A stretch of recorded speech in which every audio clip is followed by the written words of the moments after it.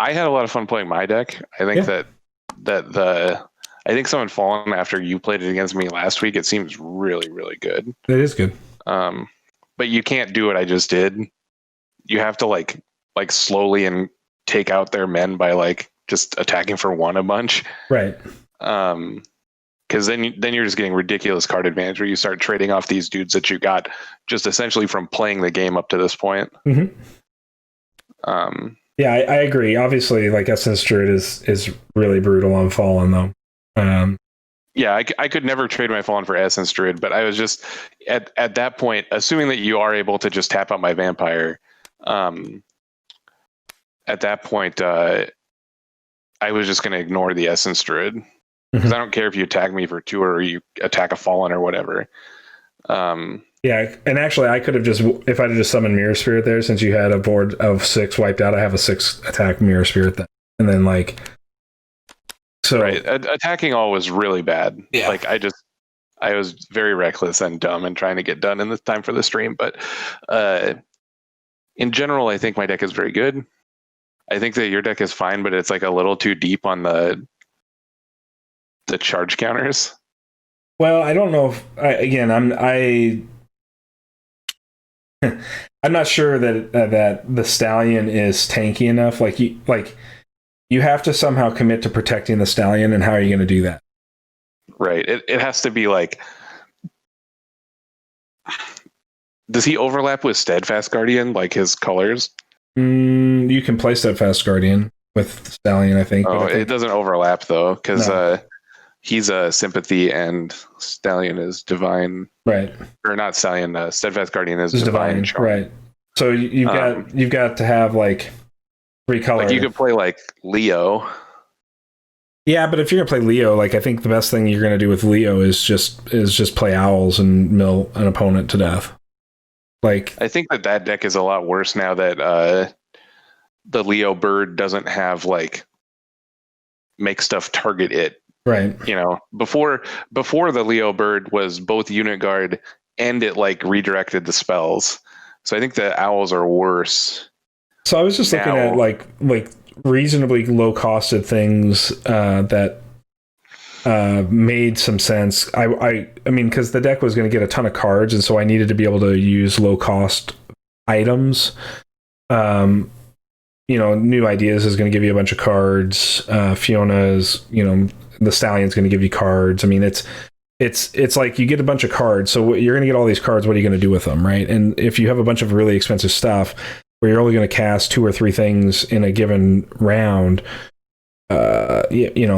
that's going to be difficult because, I mean, just playing Stallion twice is 40% of your turn, right? So plus you lost a card from the Fiona ability to do that while you drew 2, but then you're starting to pitch your other cards to torrents from Stallion. So right, if you go make Stallion Fiona, make Stallion torrent once, you've made 2 1/3s and broken even on cards. Sure. And at the cost of like 4 actions and 4 dice. I just don't think 1/3s are good enough. I mean, that's right. I agree. I agree with you. I think that Stallion is okay. Yeah. It's just because things like River Scald exist and all these 3/4s, like it just sucks that you have to like your guy could eventually get huge theoretically, but you have to waste so much time. And then as soon as you've discarded a couple cards to it and it dies, then you feel really bad. I think you'd have to play some sort of alteration on it to get value, and you just summon 1 Stallion and not try to exploit the torrent on 2 Stallions play. Like if that happens, then great, but I'm not convinced that that's actually a good thing overall. Obviously it's better advantage than some, but like this deck just still needed a 3/4. Like, and ultimately what I should have done is gone into something that allowed me to play Hammer Knight, or like in your case, right, you were playing Master Vampire, right? So I should have been just playing something that gave me a 3/4. But at that point, really, how different are the decks, right? If it's just going to come down to who plays 3/4s and when. My deck specifically has a bunch of card advantage in it. Like, sure, it's just like really grindy. Yeah. Well, I mean, that's what Chant of Worship and all of those books that are going to play status tokens for. This is a few weeks ago when I was talking about Chant of Revenge and how bad I thought it was, like I'm still playing it, but it's by far the worst thing I'm doing. Yeah. The Fallen and the Chant of Worship are both really good Yep. and really grindy. And obviously it just like River Scald is broken. Like even when I just played it as a 2/2 draw card, it was still so good. Yeah. I mean, I think it's cool. Like I find all of those things to be positives. And I was very impressed with Rin's ability. I thought it was just going to be very meh. I chose him because of this card, like the Rin loyalty card, that I thought was very cool. Mm-hmm. But the ice buff was actually like legitimately important to the game. So this is the first time I've played against Rin, so I agree. The ice buff felt very powerful. Yeah. I mean, like I just had like a board full of actions I didn't have to spend any dice on. Chant and it's essentially and I mean it's a weaker version of gravity training, but it's for free, right? So right, but it's the good half of gravity training, right? Like it's the half that's the side you care about. The side you care about is the life side. So right. Yeah, I mean I think Rin's going to be a really, really good Phoenixborn. And this card like is a huge blowout, the Rin's Fury. Mm-hmm. It just happened to be funny that it doesn't kill Squall Stallion. Yeah. But otherwise, I think that card's really good. Yeah, I think I think at the end of the day, I'm not sure that Fiona's ability is relevant enough. I can't picture a ready spell in my mind in this card pool right now that really wants her ability. Right, like using it to draw a card is almost better. Sure. Because it has mode of like draw a card instead. Yeah, but I mean, like that's just a loot, right? At that point, I mean, it's just looting, right? Which is fine. Looting is fine, right? Like, right? It's fine. It's free, right? Other than that, like, yeah, I mean, you can only do it just once like around. side action loot. That's okay. Yeah, her stats are like her life is kind of bad, but I think her life is too low. And I still think that Mind Maze is a good card. I think that you have to be an aggressive deck, like a pressure deck, so that they don't have the time to deal with it. And I'm not sure. Maybe I follow on what you mean by that. So are you talking about a tempo deck where you're playing a bunch of big units? Or are you talking about low to the ground, like a bunch of 1/1s that are pressuring? I mean, either one of those is fine, but you just like the deck that you built, this deck that you played today, like it doesn't present threats. It presents like card advantage engines because all your threats are like off of a book. Mm-hmm. So you have to play the book, then you have to activate the book, and then you have to pump the horse. Like, like the kind of deck that wants a Mind Maze is the kind of deck that's going to play like a Silver Samurai or a Sonic Samurai or whatever. Like put a threat into play, and then follow it up with a Mind Maze. Yeah, because then like most of the time your Mind Maze is going to be like, well, you can't block. And then like while you're spent, like then they maybe take a turn off to kill the Mind Maze and you get to play another threat. Or if you have two threats in play and you play Mind Plays, I assume that you win combat easily against everything. Cause like you can, it's not like a real removal spell. It's more like a bounce spell, like a boomerang almost, right? Because it just removes it for a while until they put like resources back into it. Absolutely. Yeah. So like, I think that it is a good card and it's powerful, but you just, the only way you really leverage it is by like having, it doesn't have to be specifically wide or specifically tall or whatever. Just like put some threats into play and then play it. And then all of a sudden combat is great for you, right? Like maybe I wonder if Fiona or if she would benefit from a mount deck with it, right? Where you could play like Anchornauts and Ironworkers and low cost units, but then you can turn them into much bigger units through your books. If the mount, like the thing you really want to do with Mind Maze is you want to like have a book that's a side action or a guy that's a side action. So you can play Mind Maze as your main and then deploy a threat as a side. Isn't that just the Light Sworn Swordsman or whatever I played last week? I think that's the only unit. That guy's fine, yeah. I mean, it's a 2/1, it's whatever, but it's a side action. I mean, I just feel like you're I guess you can never mind maze and then attack, and No. that makes it a little worse. Right. Um, it feels like it needed to be a side action, right? Like, well, I think it'd be absurd then, but yeah, I agree. It's like in a weird place. I'm Yep. trying to think of how you would actually get there, because I know there are summons that are side actions. yeah, there are some. Well, Noah's wolves, but I mean, that you can't play this with Noah's. Right. So I don't know. I still think the card is very powerful. I think the effect is powerful. I think that it's very difficult to find a way to make it work. I think you have to have an established board state, and then you have to be able to. You have, like you said, you have to already be winning. And if you're not already winning, then it does nothing for you. Like it doesn't give you. And you don't have to be like winning. You just have to have like you said, like a board state. You have to have the tempo. The mind maze will break the board state. Right. You have to have tempo. Yeah. You have to have tempo, and if you don't have tempo, then you're not gonna get there. And that's what happened in this deck. I could never get tempo.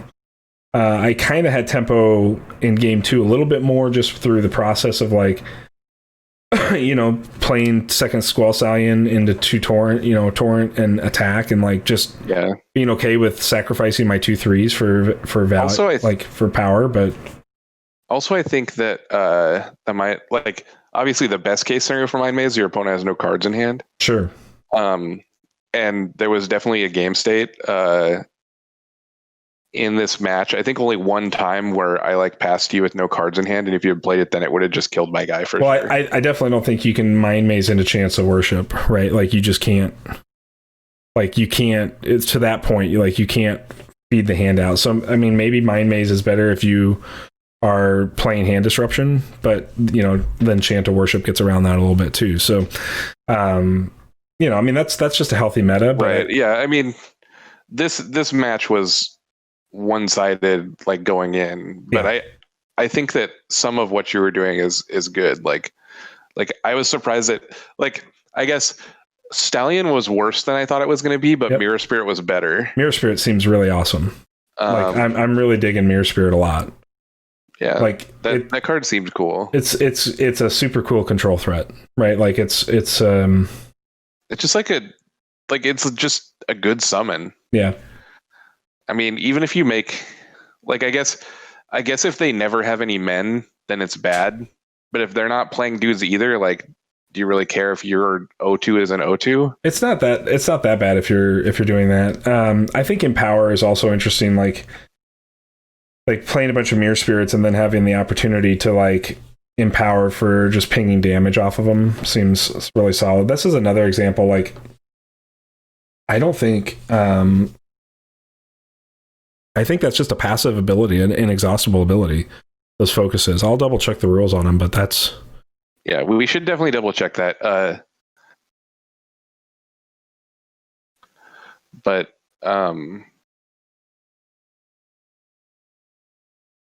so otherwise, I really enjoyed the deck that I played today. I think it's very good. I think that Mirror Spirit was a standout in your deck. I still really like Essence Druid. I like Gilder a ton. Yeah, he was cute. The unit guard is good, right? He's obviously meant to be alongside the Stallion. Well, or the Spirit. Protect it from an attack. The Spirit, or anything that cares about status tokens. So you could put them alongside Silver Snakes. Not in this deck, obviously, but in a Mayoni deck, you run Gilder with Silver Snake, and that just makes your Silver Snake stronger. It's sort of doing the same thing that the Stallion's doing. I think Stallion and Silver Snake are very, very similar. So we'll see. I mean, I want to play Mayoni. The difference between 3 and 4 toughness is really big. Huge. It's enormous. Yeah. So I think Snake's a lot better. Yeah, I do think Snake's better. But they are very similar cards, right? At the end of the day, they're very. I think that I think the game is leaning into alterations a little bit more in Reborn than it was in 1.0. I still will never play a card that's just an alteration in my deck, but Gravity Training and Rin, the abilities that make more than one of them seem to be powerful. Well, I mean, okay, so by that token, then Mind Maze is terrible because it's an alteration, right? Like, No, Mind Maze. Sorry, alterations that go on your units. yeah. I got it. It's very different. I think Regress is one from nature that's probably pretty good, where you can give your opponent's unit a -3 attack.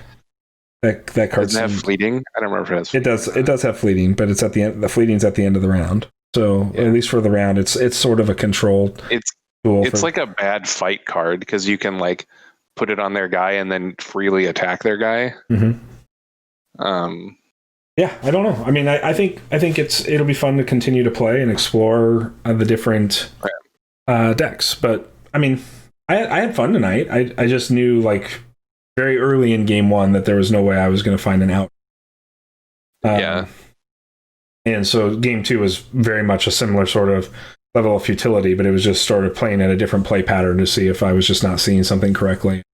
It reinforced exactly what I thought, which maybe you're right. Maybe I should have just played Mirror Spirits instead of Stallions, or just played Stallions instead of Mirror Spirits, but I just don't think the Stallions were tanky enough. And the Mirror Spirit to me was one of those things where it was another protection tool for the Stallion, is how I saw it. You know, focus the Spirit and just like protect your Stallion by exhausting your opponent's largest threats. But like, obviously that doesn't play around Fester. Like, you just festered me like 10 times in 2 matches, I swear. The card, well, I played it a total of 3 times, I think, but it was very good every time. Right. Like, yeah. That card is just very powerful. Right. Yeah. I mean, and that's the kind of thing, if you're attacking with a bunch of 1/1s, that's what you want with a is to be able to take out an opponent's large unit that you wouldn't normally be able to fight on a normal axis. So, I mean, I knew Fester was going to be good. So when you were playing Ceremonial, like, well,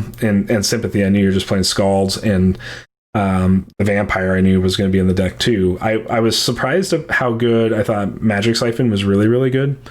That card. I agree. It was better than I thought it was. I was trying it instead of the Changing Winds that I had been playing all the decks just to see. And I think that I still prefer Changing Winds. But I'm not sure. It has a very different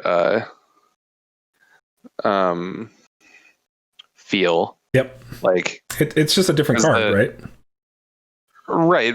They're both dice fixers, right? Like, yeah. I mean, Changing Winds is also a draw engine, right? It fills your hand. Right. So instead of being like Mystic Siphon or Magic Siphon is more like it's like opponent disruption. And if it was always your opponent, I would for sure say that Changing Winds is better, because I think drawing a card is very important to the ability. But because it's also like an emergency button to double change on your bad rolls, there's, because I did both modes of it several times in the match, like change yours or change double mine. Oh, excuse me, sorry. So it's versatile, and I think that's unique, and it's cheaper on the first play. Sure. And I think that obviously, if you like, this deck was very telegraphed, right? Like, you could look at my dice pool and know exactly what I was doing because the deck was telegraphed. It wasn't really what was in hand, it was what was sitting on the board. You knew exactly what was coming. So you could look at my dice pool pretty easily and manipulate it a little bit better, which is something that Illusion does also, right? Illusion dice power will do that's the Magic Siphon as well. But from just that half of Magic Siphon. But anyways, all right. Well, I mean, I had fun tonight. I'm hoping we can get back to in-person cards next week. That would be much better. Definitely less frustrating from just an interface perspective, because now my TTS is running perfectly fine. And we had some lag and stuff going on today. Yep. So apologize for that, chat. But I think the world, it was an interesting match, and I think the world is wrecking the internet right now, trying to keep up with everything going on and out there. But we went way over time, but we'll do a breakdown of these decks sometime, I assume. Yeah, if you send me just a write-up on it, I will. Maybe I'll just do like a one-off in-person video for it. We can record it next week or whatever, or just record it over the weekend or something, and we'll get it posted up. But it's 9:00. let's Yep. thank everybody for coming. Yep. Thank you, everybody. Thanks, Betsy, for pole dancing. I want to give a shout out. We forgot before we got started. Taser X followed us yesterday after our Flesh and Blood stream. Thank you, Taser. Yeah, appreciate it. And we will be back on Wednesday with Flesh and Blood. And more Flesh and Blood. Watch the YouTube channel for these videos to come up if you want to watch these matches again. All right. Thanks, everybody. Have a good night.